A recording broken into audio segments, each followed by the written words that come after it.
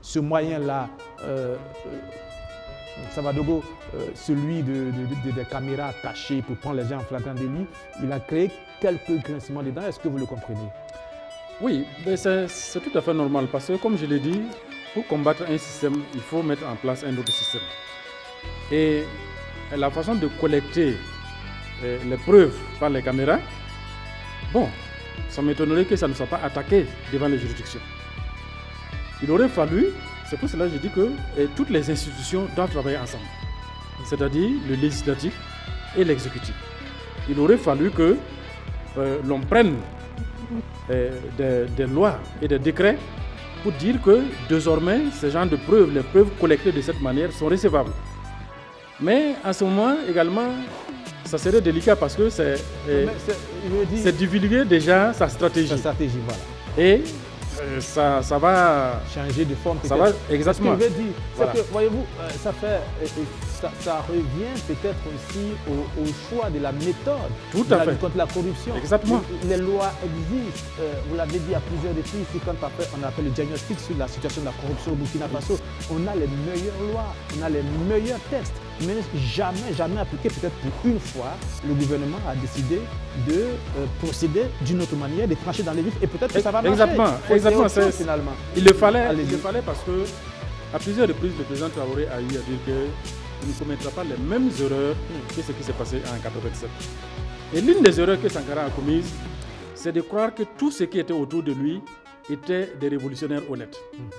Alors, à travers ce qui vient de se passer, c'est un signal qui est donné à tout le monde, aux ministres, aux DG, pour leur dire que peut-être que ce que vous avez fait jusqu'à présent là, on est au courant et que c'est documenté.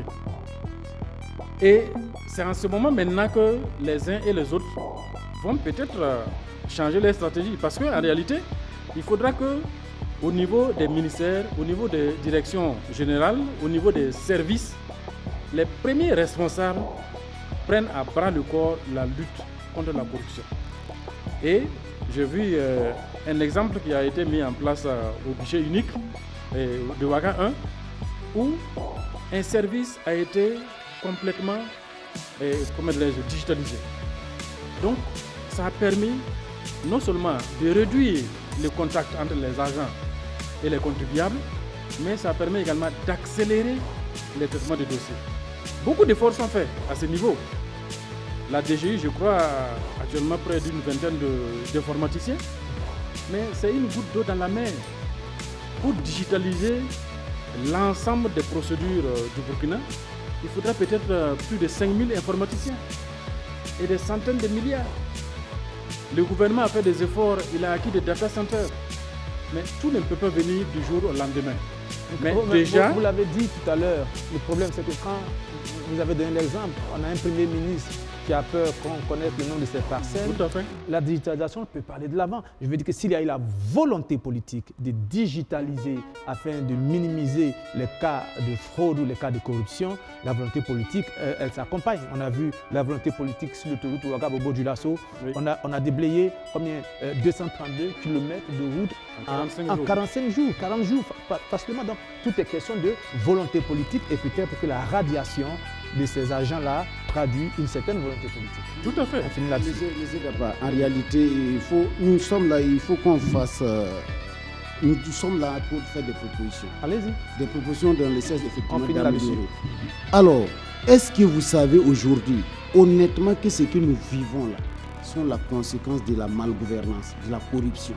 Depuis 1960. On a déjà fait le diagnostic. Non, le diagnostic pardonnez-moi de vous interrompre. Le diagnostic sur la corruption, on l'a déjà fait à plusieurs reprises avec avec le RENLAC, avec l'ASELC. On a tellement fait des diagnostics. Si vous voulez revenir sur le diagnostic, on va perdre du temps. Je ne vais pas revenir. C'est pour dire en réalité que ce que nous avons vécu, les révocations là, en fait, ça ne va pas changer. C'est une alerte, mais ça ne va pas changer. Il faut ce qu'on appelle la volonté politique. S'il y a la volonté politique et que le capitaine Ibrahim Traoré, président du Faso, veut apurer le passif depuis 1960 aujourd'hui, nous avons tous les éléments.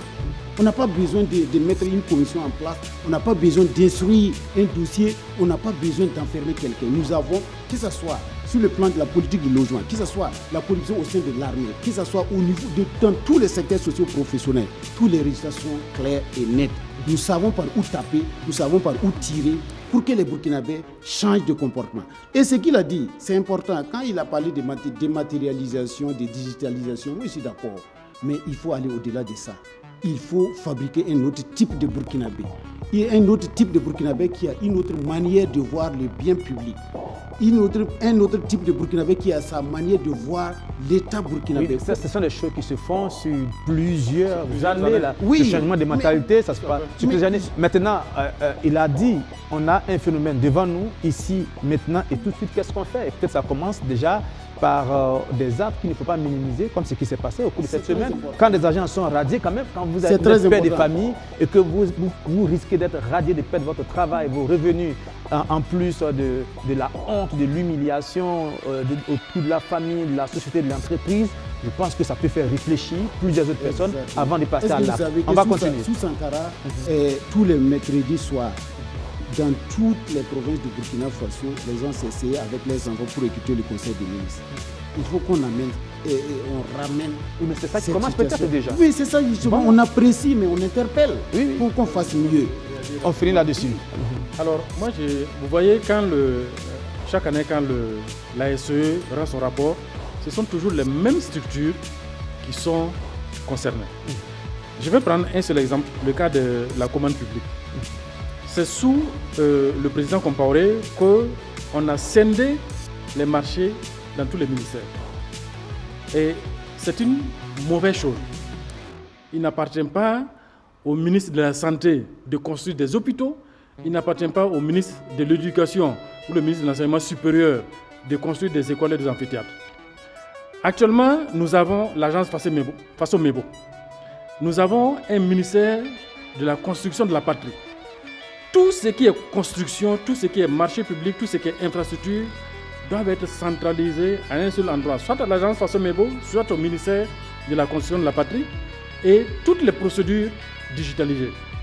Aujourd'hui, par les lois, les textes que l'État a pris, ça encourage la corruption au niveau précisément de la commande publique, où on demande à un jeune entrepreneur qui veut postuler à un marché de 30 millions pour la construction d'une école, les équipements qu'il doit acquérir pour avoir l'agrément, c'est plus de 200 millions. Conséquence, il faut payer 1 million à la commission, 2 ou 3 millions, on vous délivre votre agrément. C'est connu de tous. Maintenant, tous ces engrenages corruptogènes, il faut simplement les enlever. Parce que si vous demandez à un jeune entrepreneur d'avoir des références techniques, d'avoir des capacités financières, mais c'est comme si vous demandez à un ministre de faire la preuve qu'il a déjà été ministre avant qu'on le nomme. Si on procède de cette façon, on n'aurait jamais de ministre. Donc, nous nous retrouvons dans un État qui adopte des lois à deux vitesses. Quand il s'agit des citoyens, on met en place des conditions, sachant très bien que la seule manière pour les citoyens de pouvoir franchir ces barrières-là, c'est du jet de la corruption. Donc c'est pour cela que je dis que c'est un système qui est mis en place par l'État et fortement encouragé par les bailleurs de fonds, fortement encouragé par l'Occident. Vous avez suivi au Niger, pour les 1000 tonnes d'uranium, si c'était la France qui allait l'acquérir, c'est autour de 500 millions. Mais le Niger a la capacité de vendre cet uranium sur la place de marché à plus de 100 milliards de francs CFA. Vous voyez quel est l'intérêt d'avoir des présidents corrompus, des ministres corrompus, des DG corrompus et d'avoir tout un système corrompu en Afrique. C'est ce qui permet le pillage systématique des ressources de l'Afrique. Si ce contenu t'a plu, abonne-toi, like et active la cloche de notification pour ne rien rater de l'actualité politique africaine.